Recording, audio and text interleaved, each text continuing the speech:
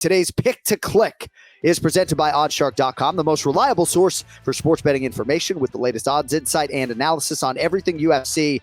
I'd encourage you to check out oddshark.com/UFC to get all you need to know before you place your bets on UFC 268 this weekend. That Oddshark Fight Center, an outstanding resource for not just fans, but the media as well. It's got all the matchup information compartmentalized, and they're experts, not just my man Joe Osborne, but across the board. These guys are entertaining, they are thorough, and they have been invested in mixed martial arts and capping MMA for a very long time. Check it out in advance of UFC 268, oddshark.com/UFC. Don't forget the second S. Let's get to the Pick to Click.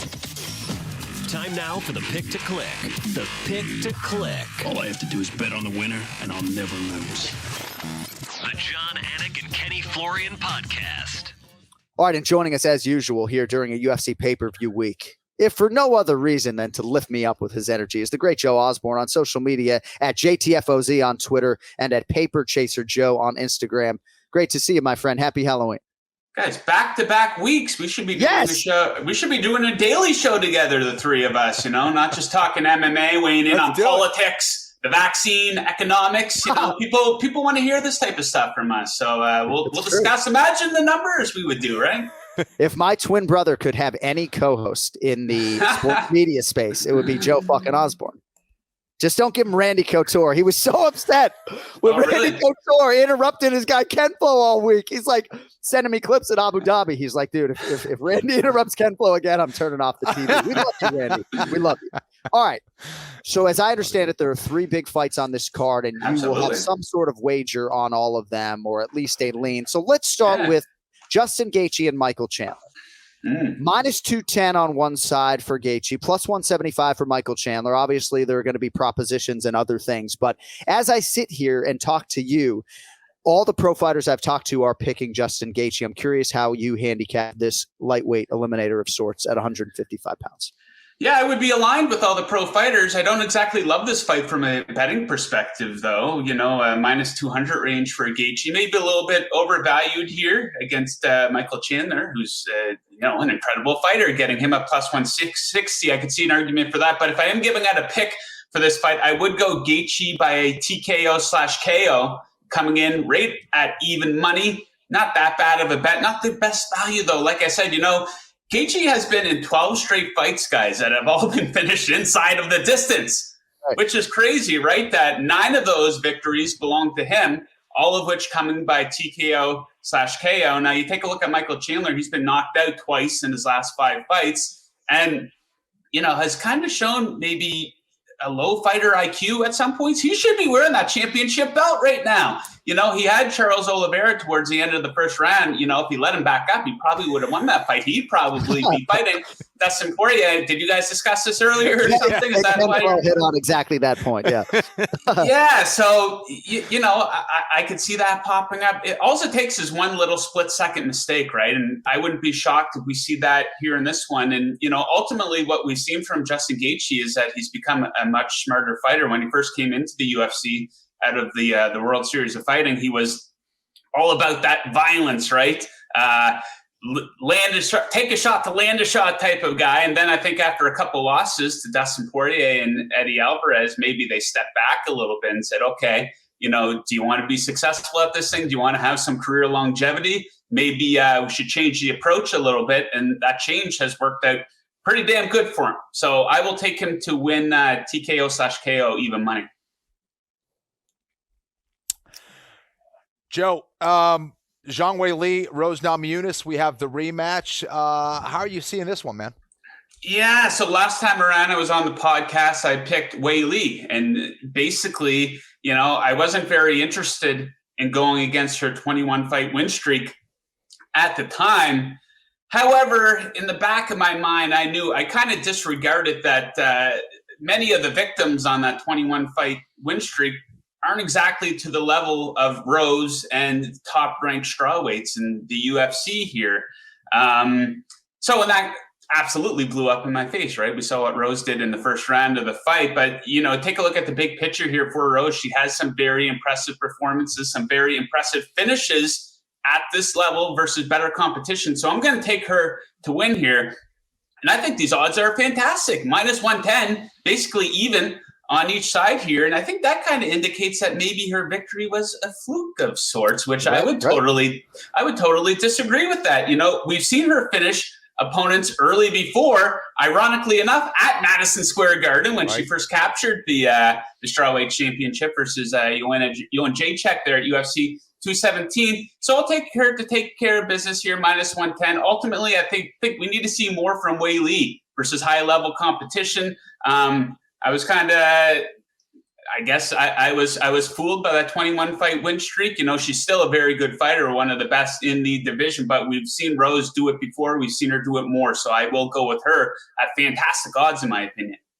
And before I send everybody the odds prior to us taping the show, I always write what I think it would be. And I wrote down Namajunas minus 140. And I was surprised, obviously, to see that she was a slight dog in a lot of places. So I think that all makes a lot of sense. All right. Lastly, I'm very curious how you see this, because James Krause and Kenny Florian both like Kamaru Usman. It's easy to see why, not just the 14-0 in the UFC, but just the constant improvement. But I see plus 260 or so on the Covington side. I saw a fight that was definitely 2-2 going into the fifth round. So I do see a little value on the Covington side, even if I can't call them my contemporaries, but even if the experts disagree. How do you handicap the main event, and will you have a play? So what have we seen and what do we know out of these two guys? That's how I kind of handicap the fights. Like, I'm not going to come on here and give a technical breakdown for a fight where we have a guy like Kenny, who's one of the best in the business at doing that, right? But I like Usman to win. But like I said prior to when I was on last week, I'm not going to come on here and give out a minus 300 favorite. There's not a whole lot of interest in that. So I'll take Usman to win inside the distance, coming in at around plus 140. So what have we seen and what do we know? What we've seen is Usman win a close fight. Maybe there was some controversy that it was stopped early, but you know, you go back and look at the site, at all the stats for the fight. He finished the guy. He knocked him down twice. He totally rearranged his jaw. He outlanded him by 32 significant strikes, and ultimately he did stop him. So what have we seen since? Well, Usman's gone 3-0, and he has evolved to, in my opinion, the top pound-for-pound fighter in all of the UFC. You cannot call this guy Kamaru Snoozman anymore, right? You guys remember I used to come on all the time and take the Kamaru Usman by decision, Kamaru Usman over, the round over-under betting. But now he's transformed into this incredible power puncher, back-to-back wins via punches versus Gilbert Burns and Jorge Masvidal. Prior to coming into those fights, those guys combined to be finished by strikes just twice in 74 combined fights. And Usman's knocking these guys out, right? So that's what we've seen from Usman. He's evolved into this incredibly well-rounded fighter. As for Covington, you know, he hasn't fought in a year.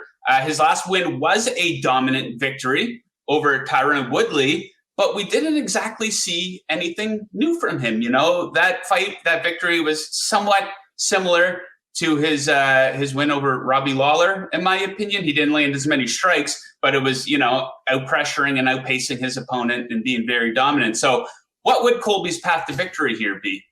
Is he going to out-pressure Usman? Is he going to outpace him? I think that's very unlikely. Is he going to out-wrestle a guy who hasn't been taken down once in his UFC career? Right. That's unlikely. You know, maybe he has some new tools, though. You know, we haven't seen him fight in a year. Usman has come out with new tools before, so you can make that argument, and maybe you can make the argument, you can keep your fingers crossed that, hey, maybe Usman has a bad night. You know, we do see that from time to time in the sport. You can make an argument that Jan Blachowicz had a bad night the other night. It's kind of funny in this sport, UFC, like the sample sizes, guys might fight 3 times a year.